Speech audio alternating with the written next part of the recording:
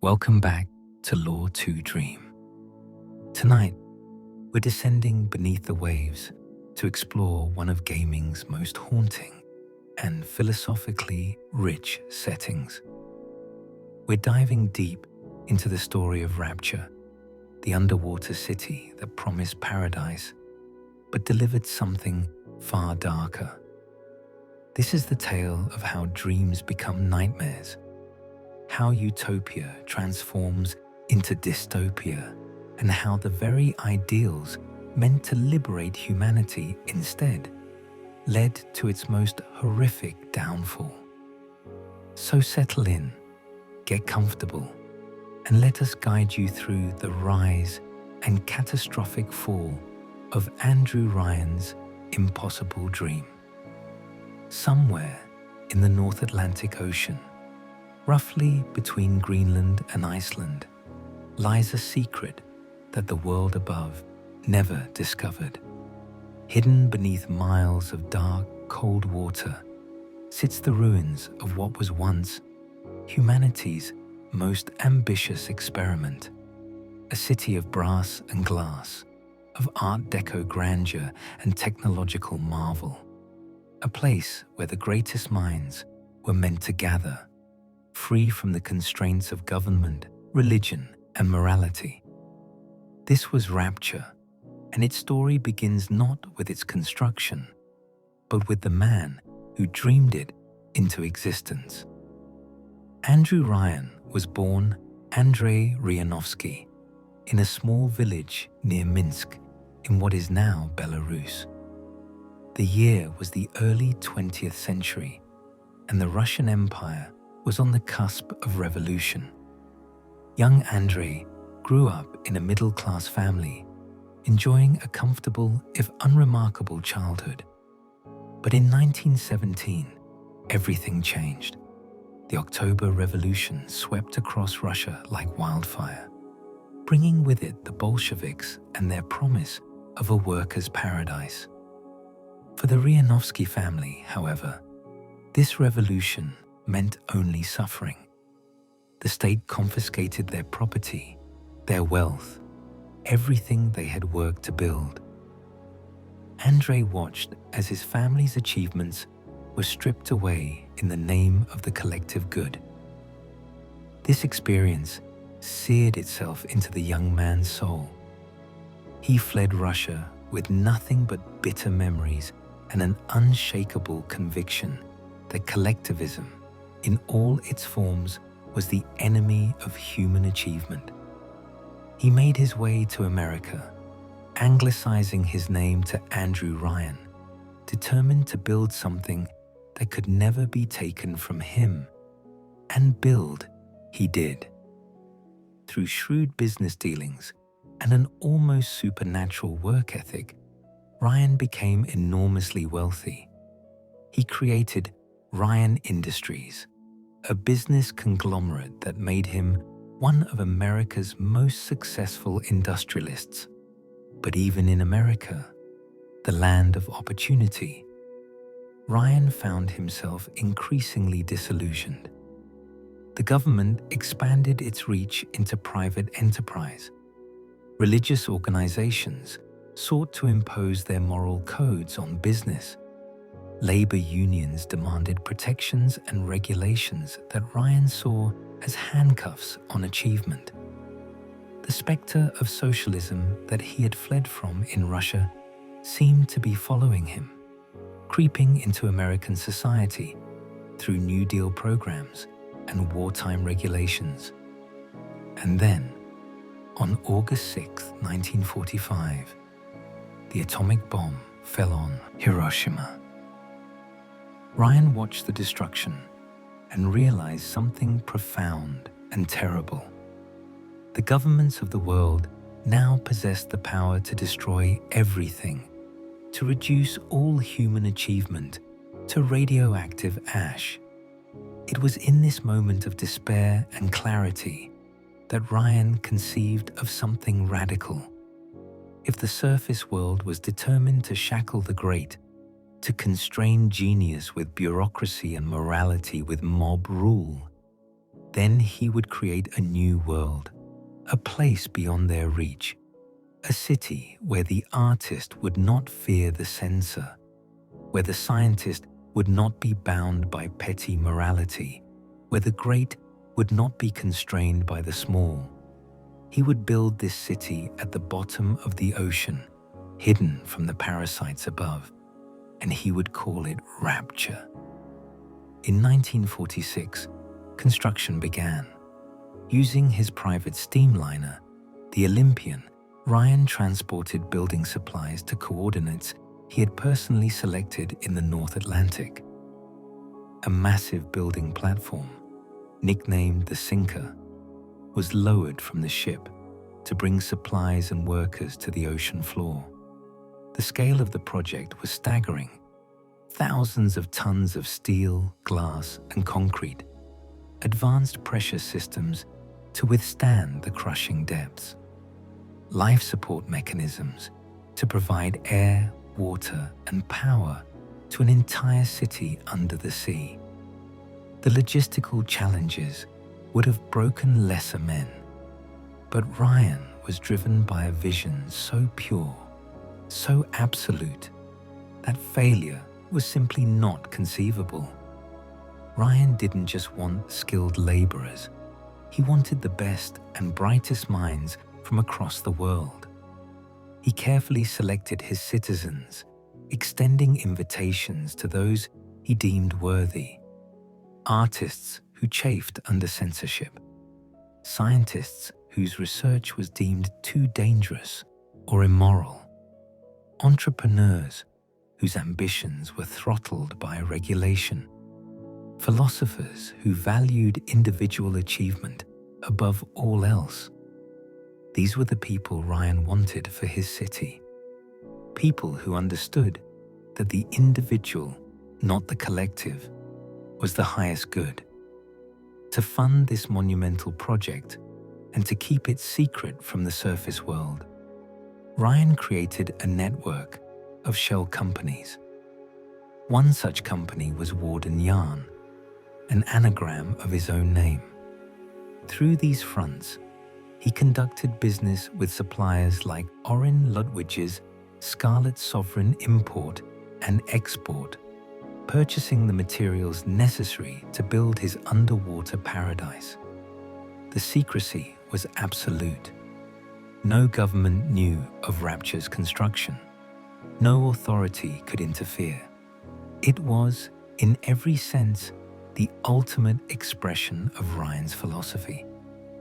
By 1951, Rapture was complete.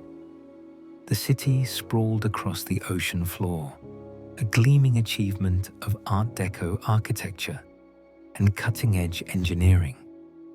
Towering structures of brass and glass rose from the sea floor, connected by tunnels and walkways.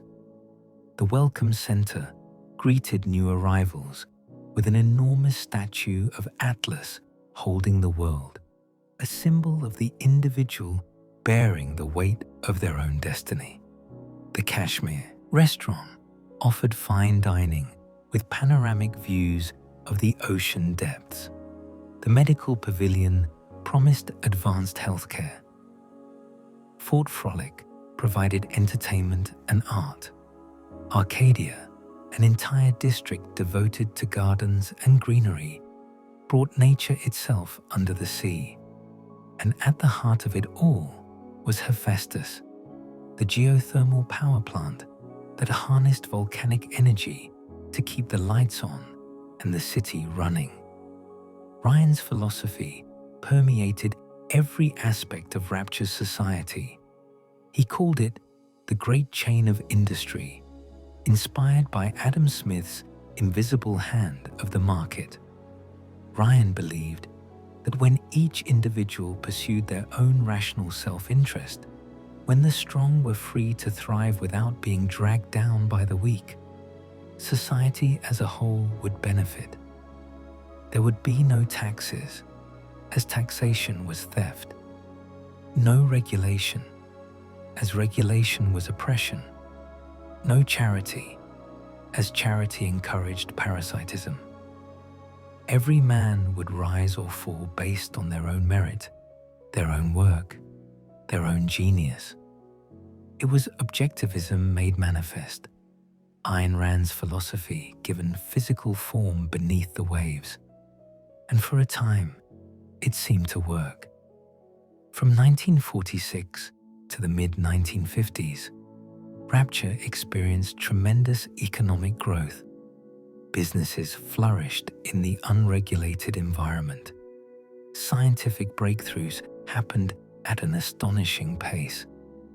The city's elite thrived, creating wealth and innovation beyond anything possible on the surface. Artists like Sander Cohen produced work without fear of censorship. Scientists like Brigid Tenenbaum and Yi Su-chong pushed the boundaries of genetic research without ethical committees slowing them down. Entrepreneurs like Frank Fontaine built business empires through pure capitalist competition. Rapture seemed to be everything Ryan had promised: a paradise for the exceptional, a utopia for achievers. But beneath the gleaming surface, cracks were already beginning to form. Because for all of Ryan's talk of merit and achievement, Rapture had created something else as well: a permanent underclass. The workers who built the city, who maintained its systems, who served in its shops and restaurants, these people were just as human as the scientists and artists, but they lacked the genius, the wealth, the connections to rise in Rapture's ruthless meritocracy. And Ryan's philosophy offered them nothing. No safety net, no support, no recognition that not everyone could be a titan of industry. These workers found themselves in terrible conditions, cramped into what was supposed to be temporary housing in places like Pauper's Drop, working long hours for little pay, because in Rapture, labor had no protections. Watching the elite live in luxury while they struggled to afford food, Ryan and his central council barely noticed them. In his philosophy, their poverty was simply proof of their inadequacy. If they were meant for greatness, they would achieve it. If they couldn't, well, that was their problem. The strong had no obligation to the weak. This inequality created resentment, a quiet anger that would eventually erupt into violence. But the spark that would ignite the powder keg came from an unexpected direction, not from politics or economics, but from science, from a discovery that would change everything. The discovery happened at Fontaine Fisheries, a business owned by the entrepreneur Frank Fontaine. One of his dock workers injured his hand badly enough that it should have been crippled for life. But then, something extraordinary happened. The worker was bitten by a sea slug, a strange creature that lived in the waters around Rapture, and the hand healed. Not slowly, not partially, but completely. The mangled flesh repaired itself, the bones realigned, the function returned. It was as if the injury had never happened. A German scientist named Brigid Tenenbaum witnessed this miracle. Her mind, shaped by years of genetic research and a past that had stripped away most of her empathy, immediately grasped the implications. These sea slugs produced something remarkable, a substance that could rewrite human DNA on a cellular level, something that could heal injuries, enhance abilities, reshape the very building blocks of human biology. Tenenbaum extracted the substance from the slugs, studied it, and named it Adam, after the first human in biblical mythology, because this substance, she realized, could remake humanity itself. Tenenbaum took her discovery to Rapture's scientific community, hoping for funding to continue her research. But the legitimate researchers of Rapture, despite their freedom from ethical oversight, balked at what she was proposing. Human genetic experimentation was a step too far even for them. They refused to fund her work. Tenenbaum, brilliant but lacking in resources, seemed destined to abandon her discovery. But Frank Fontaine was not constrained by such qualms. Fontaine was a con man and criminal who had come to Rapture not for philosophical reasons, but because he saw opportunity. In a city with virtually no police force and no regulations, a clever criminal could build an empire. He had already established Fontaine fisheries as a front for smuggling contraband from the surface. Now, hearing about Adam through his network of dock workers, he saw something even better. A product that people would kill for, a monopoly on human enhancement. Fontaine offered Tenenbaum all the funding she needed. In return, he would have exclusive rights to Adam and any products derived from it. Tenenbaum agreed. Together with the Chinese scientist Yi Suchong, she began developing practical applications for Adam. They discovered that while sea slugs produced Adam naturally, the quantity was far too small for mass production. But if you implanted a sea slug into a human host, specifically into the stomach, the yield increased by 20 to 30 times. And the only hosts that proved viable were young girls, around the age of 5 or 6. Fontaine saw no problem with this. He ran an orphanage, Fontaine's Home for the Poor, ostensibly as a charity, but actually as a recruitment center for his operations. The orphanage was full of little girls whose parents had died in accidents or suicides, or simply abandoned them to Rapture's harsh streets. Tenenbaum and Suchong began the process of implanting sea slugs into these children. The girls were mentally conditioned to accept their new role. The massive amounts of Adam flowing through their bodies altered their perceptions, causing them to hallucinate. They saw the corpses they would soon harvest from as angels. They saw the Adam as light. They called themselves little sisters, and they were essentially living Adam factories. With a stable supply of Adam secured, Fontaine established Fontaine Futuristics, a company dedicated to developing commercial applications. Tenenbaum and Suchong created plasmids, genetic modifications that could be injected to grant incredible powers. Shoot lightning from your fingers, hurl fire, lift objects with your mind, become invisible. The possibilities seemed endless. They also developed gene tonics, passive enhancements that could make you stronger, faster, more resistant to damage. Adam became the most sought-after commodity in Rapture. Everyone wanted it. The wealthy wanted to enhance their advantages. The poor wanted to level the playing field. Scientists wanted to push the boundaries of human potential. But Adam came with a terrible price. The substance worked by creating unstable stem cells that replaced normal cells throughout the body. These stem cells could be programmed to do almost anything, which is what made plasmids and gene tonics possible. But the stem cells were inherently unstable. They required constant doses of Adam to maintain. If you stopped taking Adam, the stem cells would begin to break down.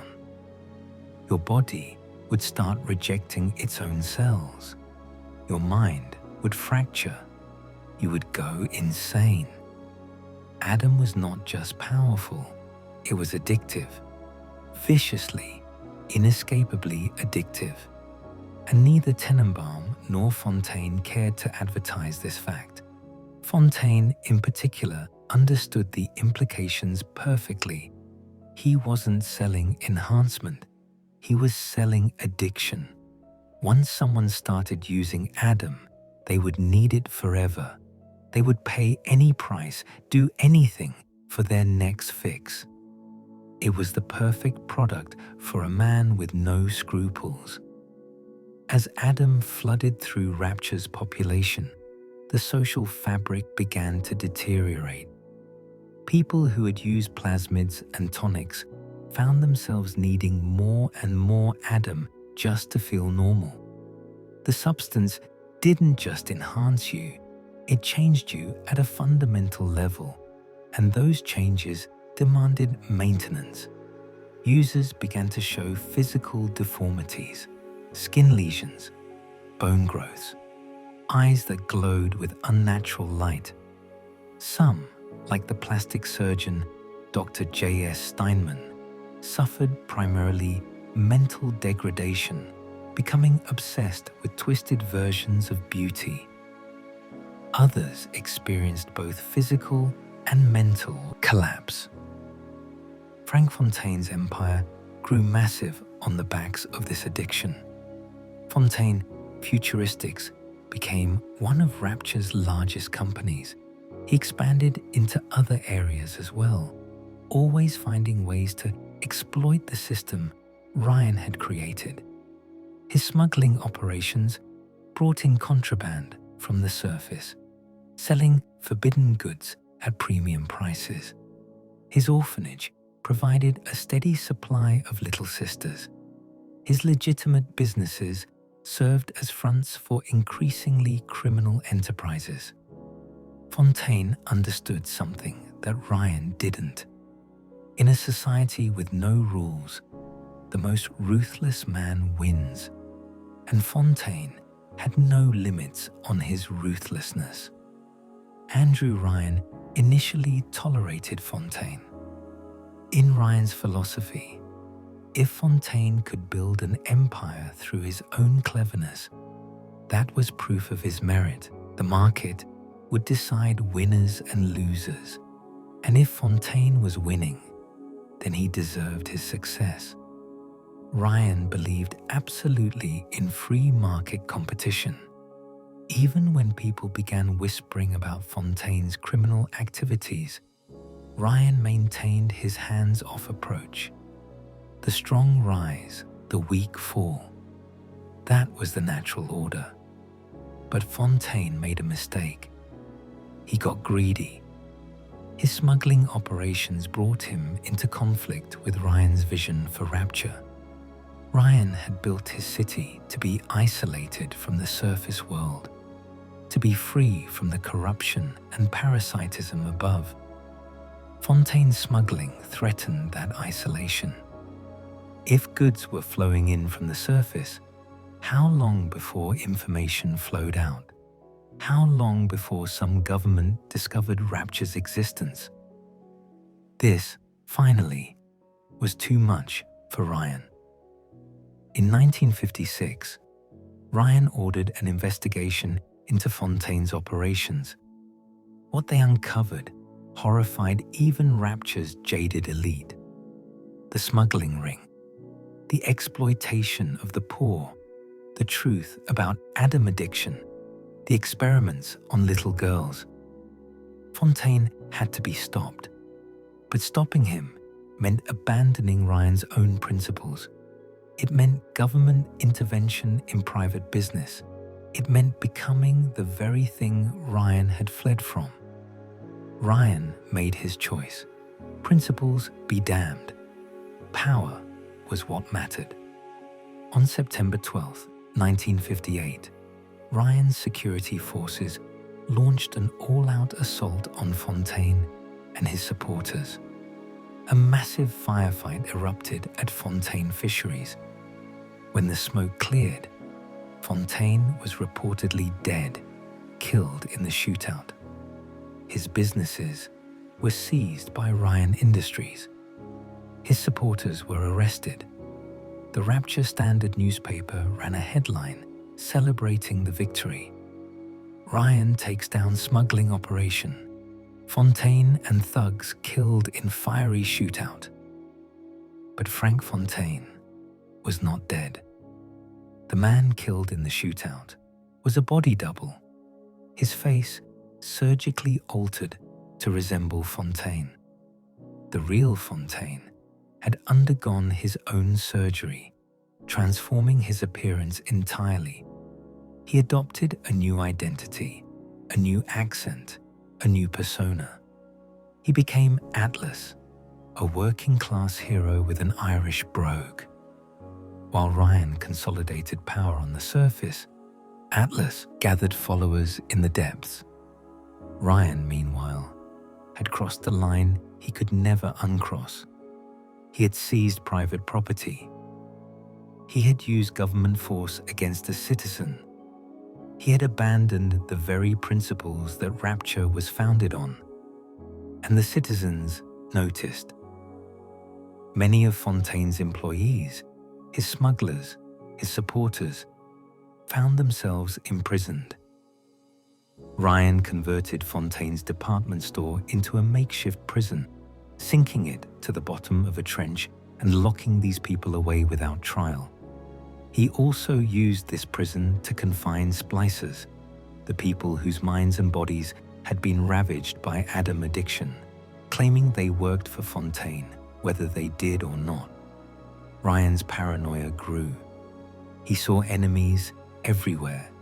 He began using a pheromone control system originally designed for other purposes to manipulate the Splicers, turning them into his attack dogs. He installed Vita chambers throughout the city, resurrection devices that could bring people back from death, and coded them to his genetic signature, so only he and those who shared his DNA could use them. He took control of the bathysphere network, the underwater transport system, cutting off escape routes. Rapture was becoming a police state, ruled by a man who had once promised absolute freedom. The citizens of Rapture found themselves caught between Ryan's increasingly authoritarian rule and Atlas's populist resistance. Atlas, using his new identity, positioned himself as the champion of the common man. He spoke of Ryan's hypocrisy, of how the founder had betrayed his own ideals. He organized the poor, the angry, the desperate. He promised them revenge against Ryan and the elite. And because so many of them were now addicted to Adam, because their minds were fractured and their bodies were failing, they listened. Violence became inevitable. The chaos created another problem. With so many people dying, with bodies piling up in the streets, there was a need to harvest the Adam from the corpses. The substance remained in dead bodies, and it was too valuable to waste. Yi Su-chong adapted the Little Sisters to collect this residual Adam. He trained them to seek out corpses, to extract the Adam with their syringes, to process it and make it usable again. But this put the Little Sisters in terrible danger. Splicers, desperate for their next fix, began hunting the little girls. To protect the Little Sisters, Su-chong and another scientist, Gilbert Alexander, developed the Protector Program. They took men, workers, and volunteers and grafted them into massive diving suits. These were the Big Daddies, armored giants armed with drills and rivet guns. Through psychological conditioning and something called the pair bond, Big Daddies were bonded to specific Little Sisters. They would defend their charges with their lives. The bond was so strong, that if a Big Daddy lost his little sister, he would either fall into a coma or descend into psychosis. The first successful Big Daddy was Subject Delta, a diver who had accidentally discovered Rapture and been conscripted into the program. Rapture's high watermark came on New Year's Eve, 1958. Ryan gave a televised broadcast that night, acknowledging the trials of the past year, but offering a toast to the future.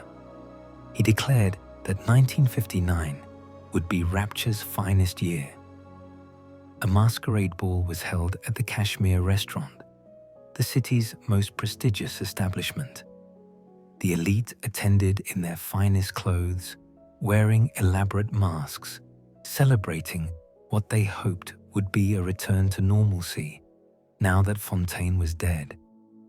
But Atlas, imprisoned in the sunken Fontaine's department store, had been planning. With the help of a mysterious woman named Elizabeth, who possessed strange reality-bending powers, Atlas and his followers escaped. They returned to Rapture proper and immediately put their plans into motion. At the stroke of midnight, as Ryan's toast echoed through the city, Atlas's forces struck. A bomb exploded in the giant Atlas statue at the center of the Kashmir restaurant. Splicers armed with plasmids and guns burst into the dining room, screaming curses against Ryan as they attacked the party guests. People died in droves. Others were horribly injured, their faces melted by incinerate plasmids or their bones shattered by telekinesis. The massacre was the first shot in what would become the Rapture Civil War. The war consumed the city. Both sides had access to plasmids, turning ordinary citizens into superhuman killers. Ryan sold plasmids as home defense products, encouraging people to splice up to protect themselves.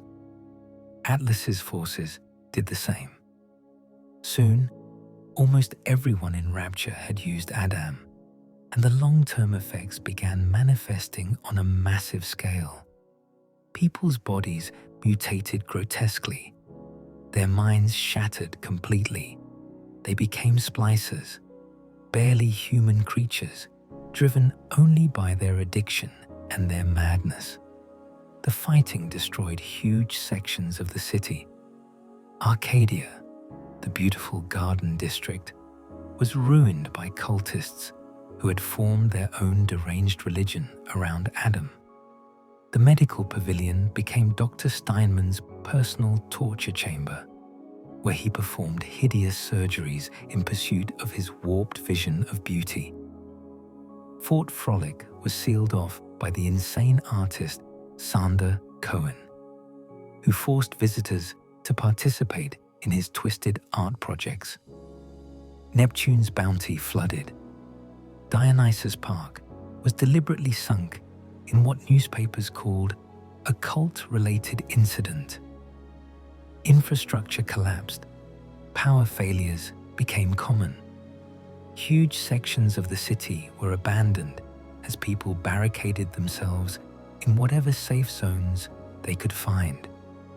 The economic system collapsed as well. People pulled their money out of the banks in a panic, causing massive bank runs that led to widespread bankruptcy. Businesses closed for lack of customers and lack of security. The Limbo Room, a popular nightclub in Pauper's Drop, shut down when everyone stopped coming out in public. The Pearl, a luxury hotel, was converted into a brothel called the Pink Pearl just to survive. The Rapture dollar lost most of its value. Adam became the real currency, with splicers willing to kill for even small amounts of the substance. Ryan became increasingly desperate and ruthless. He flooded entire districts to contain splicers. He used his pheromone system to turn splicers into attack dogs, pointing them at anyone he deemed a threat. He had his security chief, Sullivan, carry out executions of suspected Atlas sympathizers. When Sullivan expressed remorse for these killings, Ryan ordered more. Eventually, Sullivan murdered Anna Culpepper on Ryan's direct orders, and the guilt drove him to suicide. Ryan didn't care. He was fighting for his dream, and any sacrifice was justified. Atlas, meanwhile, was preparing his trump card. Before faking his death, Fontaine had bought the embryo of Andrew Ryan's son from Ryan's mistress, Jasmine Jolene. Ryan had an affair with Jolene, an exotic dancer at Eve's garden, and she became pregnant. When she approached Fontaine for money, he realized what he had: a child with Ryan's genetic code, a child who could access the systems Ryan had locked to his own DNA, a child who could be weaponized. Fontaine gave the embryo to Yi Su-chong with specific instructions: age the child rapidly using advanced techniques, condition him psychologically using hypnosis and trauma, install trigger phrases that would allow complete control of his actions. The most important trigger phrase was, "Would you kindly?" a seemingly polite phrase that would bypass the child's conscious mind and force obedience to any command that followed. Su-chong was brutal in his conditioning. He gave the young boy a puppy to love, then activated the trigger phrase and ordered him to break the dog's neck. The trauma ensured the conditioning took hold. In 1958, before his fake death, Fontaine smuggled this child to the surface. The boy, now rapidly aged to appear in his early 20s, was given false memories of a normal life. He believed he was Jack Wynand, born in 1936, raised on a farm in Kansas. He had photos of his supposed parents in his wallet. He had memories of his childhood that felt completely real. He knew nothing of Rapture, nothing of his true origin.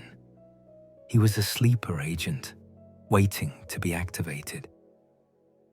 The Rapture. Civil War raged through 1959 and into 1960.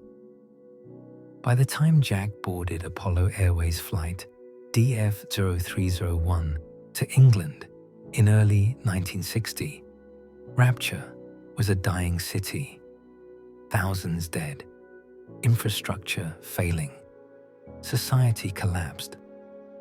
Ryan and Atlas fought over the ashes of the dream, neither able to win, neither willing to surrender. The bathysphere network was locked down. No one could escape. The survivors huddled in small enclaves, defending themselves from the madness that prowled the corridors. And then, Jack's plane passed over Rapture's coordinates in the North Atlantic. He received a gift, supposedly from his parents. Inside was a gun and a letter with his orders. Would you kindly hijack the plane? Would you kindly crash it at these specific coordinates? Jack had no conscious awareness of what he was doing. His conditioning took over. He pulled out the gun, threatened the crew, forced the plane down. It crashed into the ocean. Everyone died except Jack, who by virtue of his conditioning and genetics was able to survive. He swam to a nearby lighthouse, the only structure visible in the darkness. Inside, he found a bathysphere, and because he shared Ryan's genetic code, he could operate it. The bathysphere descended through miles of water, carrying Jack down to Rapture. As he descended, he saw the city spread out before him. Towering structures of brass and glass, neon signs still flickering. the gleaming remains of Andrew Ryan's dream, now a tomb for thousands. When Jack emerged from the bathysphere in the Welcome Center, he was immediately contacted by Atlas via radio. Atlas introduced himself as a fellow survivor, a family man trying to reach his wife and son who were trapped in a submarine. He asked Jack to help him. Every request was prefaced with, "Would you kindly," ensuring Jack's compliance. Jack, believing he was making his own choices, agreed to help. What followed was a journey through the ruins of Rapture.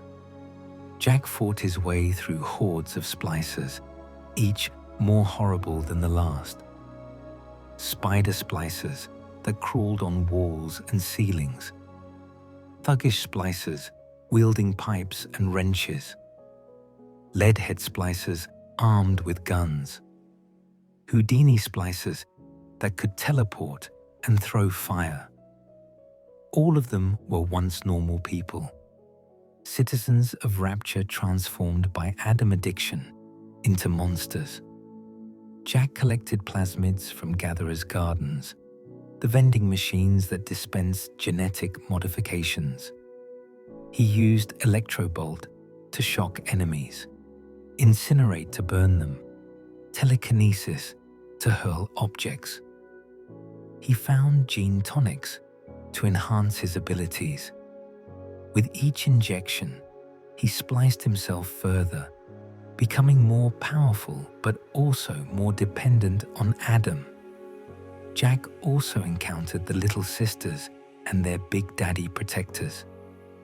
These were the most dangerous enemies in Rapture. Big Daddies were nearly unstoppable, able to withstand tremendous punishment before falling. They ignored Jack unless he threatened their Little Sisters. But Atlas needed Jack to harvest Adam from the Little Sisters. He urged Jack to kill the girls, to extract their sea slugs for maximum Adam yield. But Bridget Tenenbaum intervened. She had been watching from the shadows, guilt finally catching up to her. These were children she had experimented on, children she had turned into monsters. She gave Jack a plasmid that could remove the sea slugs non-lethally, curing the Little Sisters at the cost of less Adam. She begged him to save them, to give them a chance at normal life. The choice was Jack's: harvest for maximum power, or rescue for less reward but a clear conscience. Jack fought through district after district. The medical pavilion, where Dr. Steinman had gone completely mad, performing hideous surgeries and ranting about beauty and perfection. Neptune's Bounty, where smuggler Peach Wilkins still hid in paranoid terror of Fontaine's return. Arcadia, overrun by the Saturnine cult and their blood rituals. Fort Frolic, where Sander Cohen forced Jack to kill the artist's former disciples and photograph their corpses for a grotesque installation. Each area revealed more of Rapture's history through audio diaries scattered throughout the ruins. Jack learned about Ryan's growing paranoia, about Fontaine's schemes, about the gradual collapse of society. Finally, Jack reached Hephaestus, the geothermal core where Ryan had taken refuge. Ryan had set the facility to self-destruct, willing to destroy his city rather than let Atlas have it. But he led Jack through his defenses. He wanted to meet Ryan's son face to face. When Jack entered Ryan's office, he found the founder calmly playing golf, seemingly unbothered by the intrusion. Ryan revealed everything. He explained that Jack was his son, sold as an embryo by Jasmine Jolene. He showed Jack the photos on his desk, the evidence of his relationship with Jolene. He explained the conditioning, the accelerated aging, the trigger phrase. He demonstrated by using the phrase himself. "Would you kindly pick up that golf club?" Ryan said. And Jack's body moved without his conscious control. His hand reached out, grabbed the club. Ryan explained the difference between a man and a slave. A man chooses, a slave obeys. Jack had never been free. Every choice he thought he made, every action Atlas guided him through, was predetermined by his conditioning. Then Ryan handed Jack the putter and spoke the words one final time. "A man chooses, a slave obeys. Would you kindly kill me?" Jack's body moved. The putter rose and fell, again and again. Jack beat his father to death, unable to stop himself, unable to resist the command. Ryan died declaring his philosophy, choosing his own death rather than let Atlas have victory. The Vita chamber in his office was deactivated. Ryan was truly dead, and with him died the last legitimate authority in Rapture.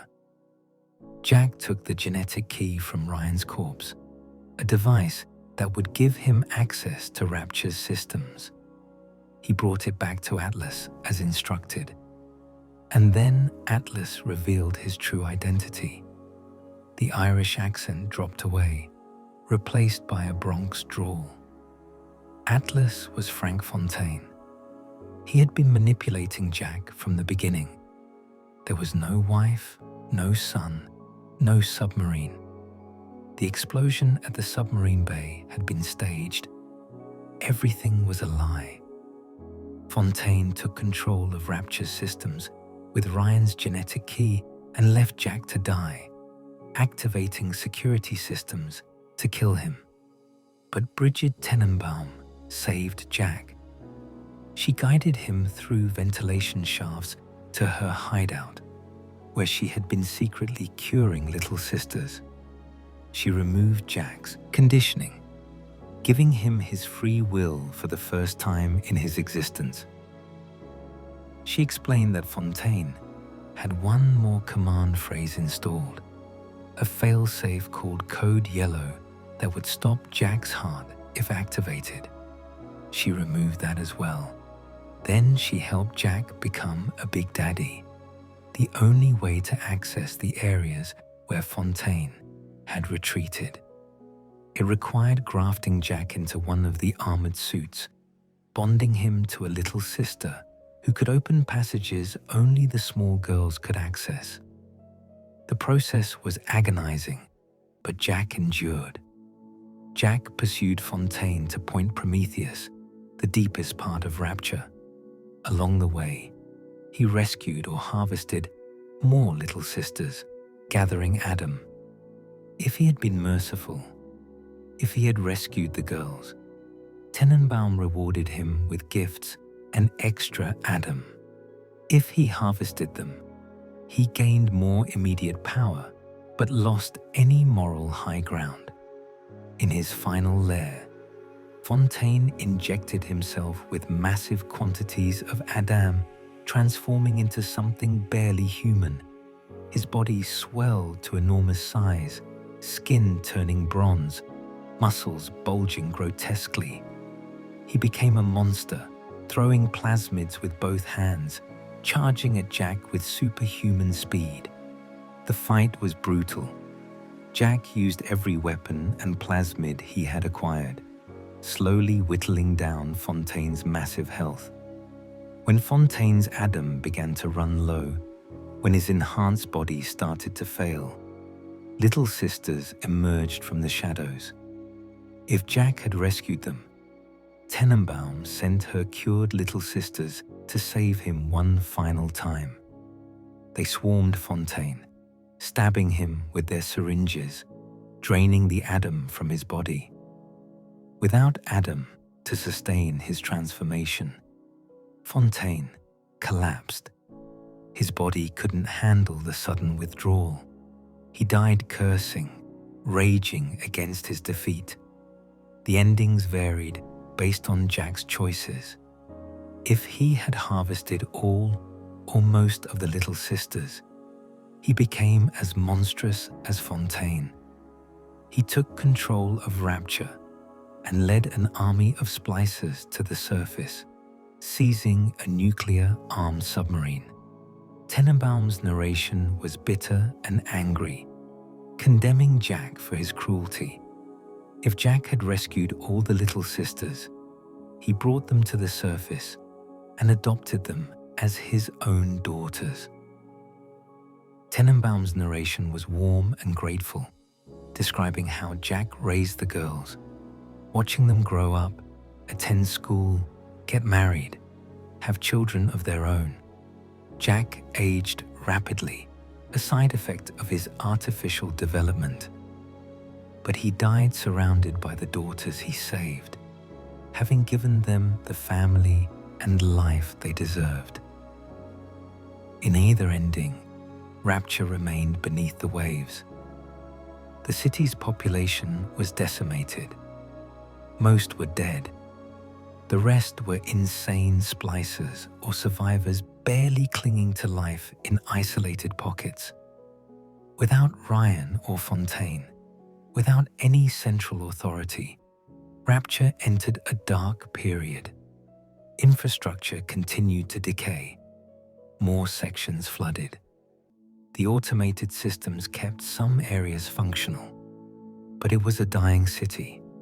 Its dream long since turned to nightmare. 8 years later, in 1968, Rapture still clung to a semblance of existence. A new figure had risen to prominence in the power vacuum left by Ryan's death. Sophia Lamb, a psychiatrist who had been Ryan's ideological opposite even before the fall. Where Ryan championed the individual, Lamb championed the collective. Where Ryan believed in rational self-interest, Lamb believed in self-sacrifice for the common good. She had been imprisoned by Ryan for her beliefs, but after his death, she escaped and built a following called the Rapture family. Lamb's philosophy was just as extreme as Ryan's had been, just in the opposite direction. She believed the self was a disease, that individual identity was the source of all suffering. She sought to create a perfect human, her utopian, by stripping away the ego and creating a being that existed purely for others. To achieve this, she needed Adam and lots of it. She sent big sisters, little sisters who had been trained as assassins to the surface to kidnap more little girls to harvest Adam. Subject Delta, the first successfully bonded Big Daddy, was awakened from his coma by Lamb's daughter Eleanor, who had been his little sister.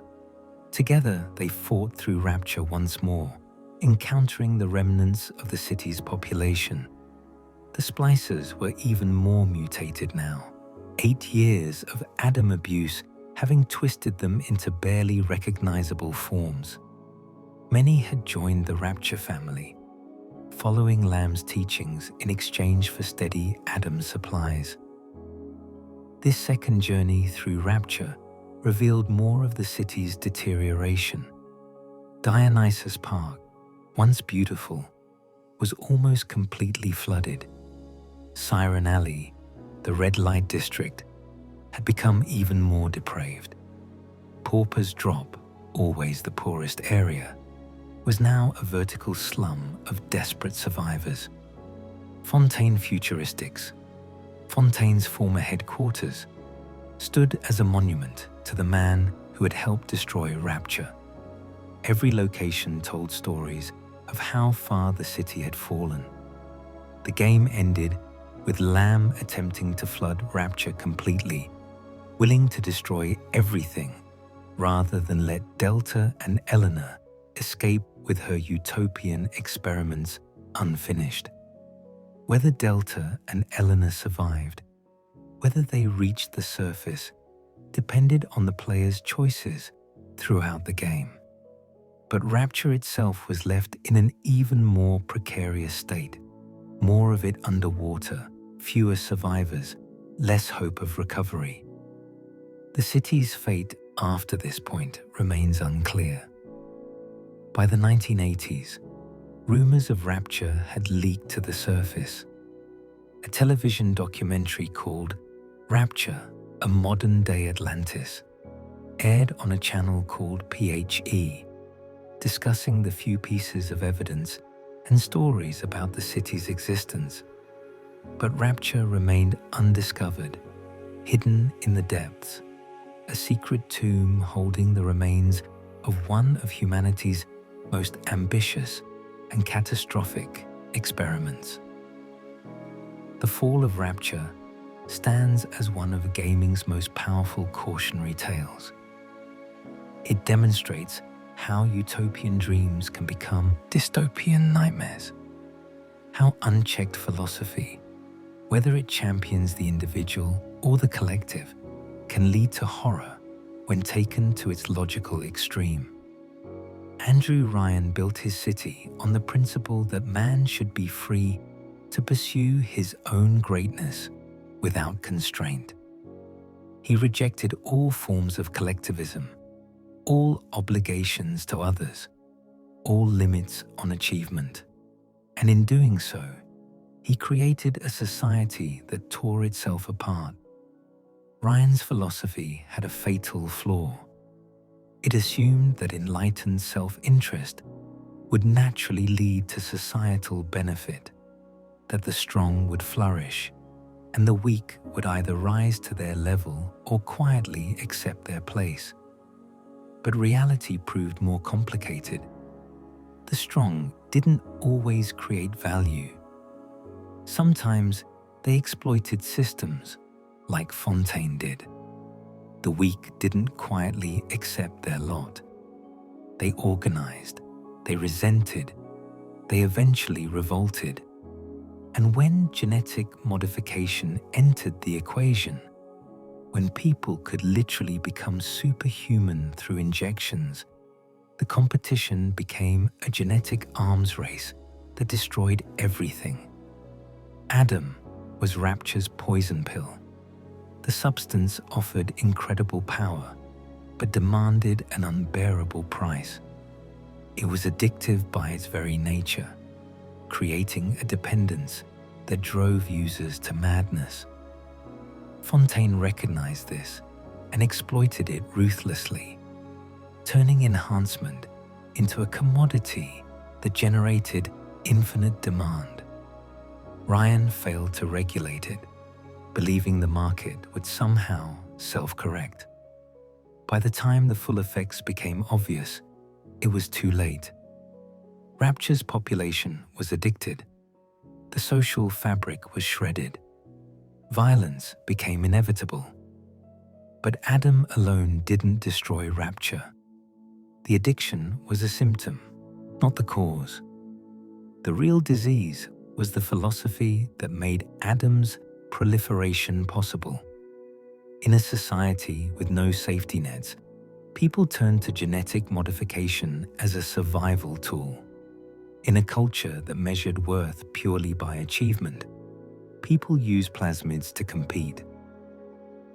In a system with no regulation, companies like Fontaine Futuristics sold products without warning of the consequences.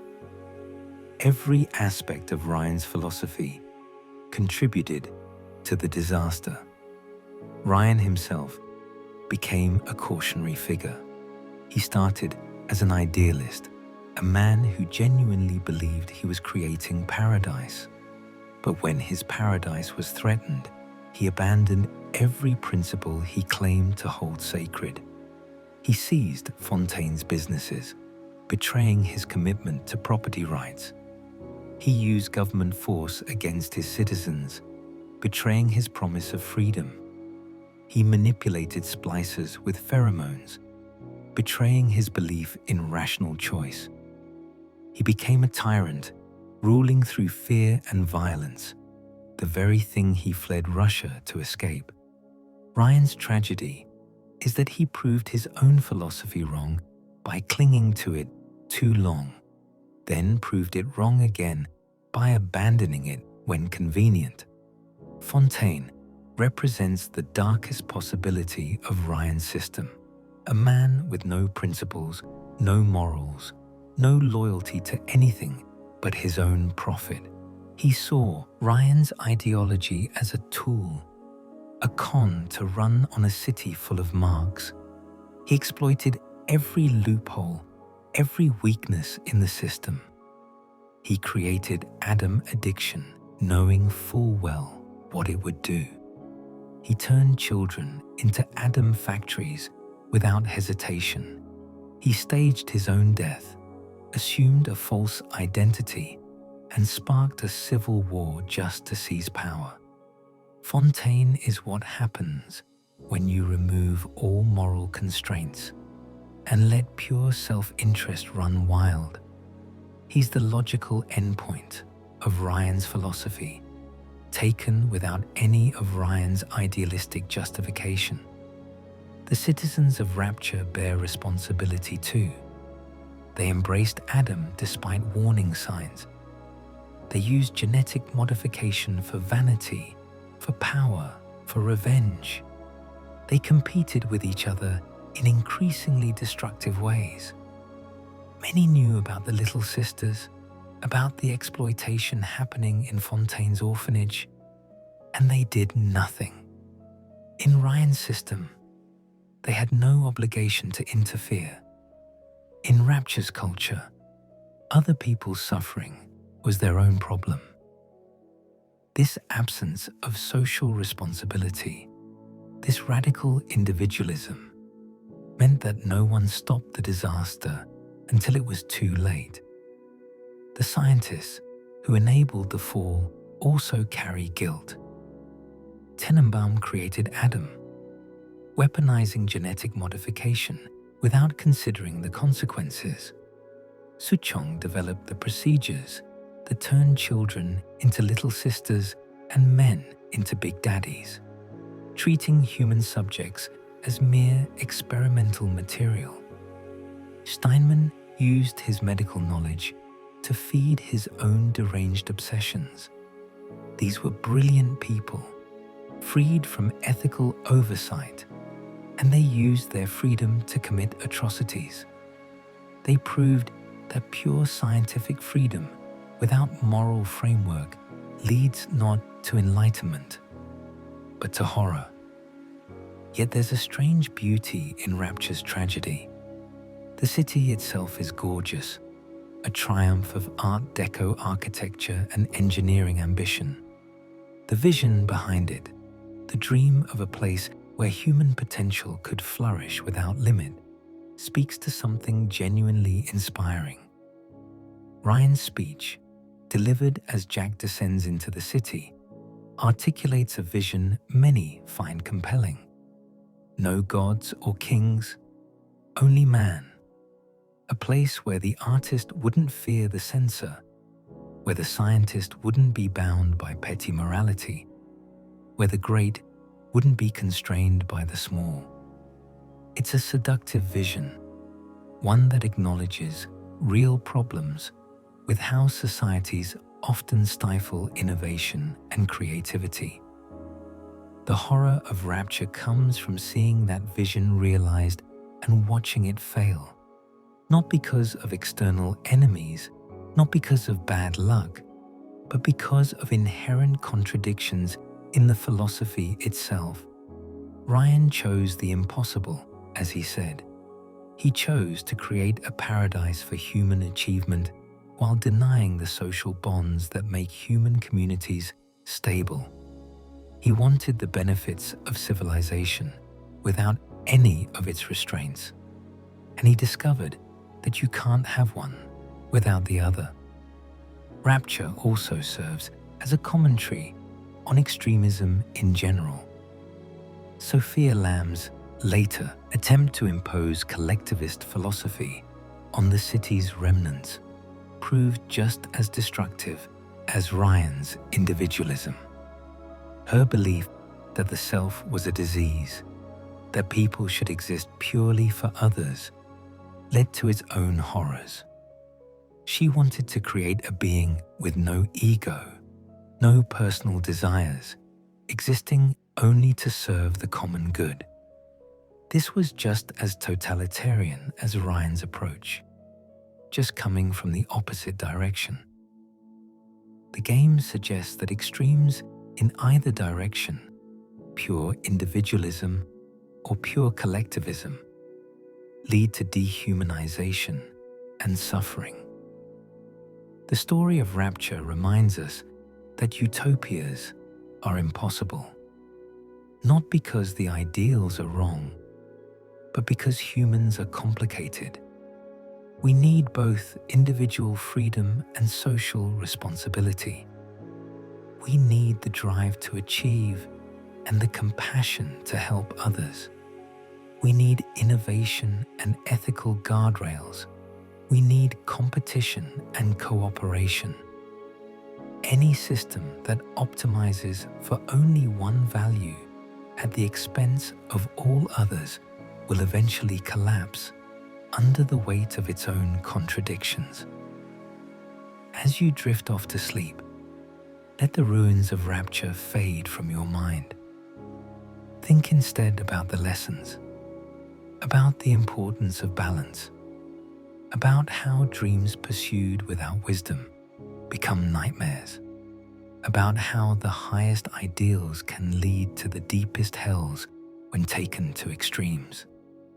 Rapture stands beneath the waves as a monument to human ambition and human folly, a city that promised paradise and delivered apocalypse, a place that will never be forgotten, even though the world never knew it existed.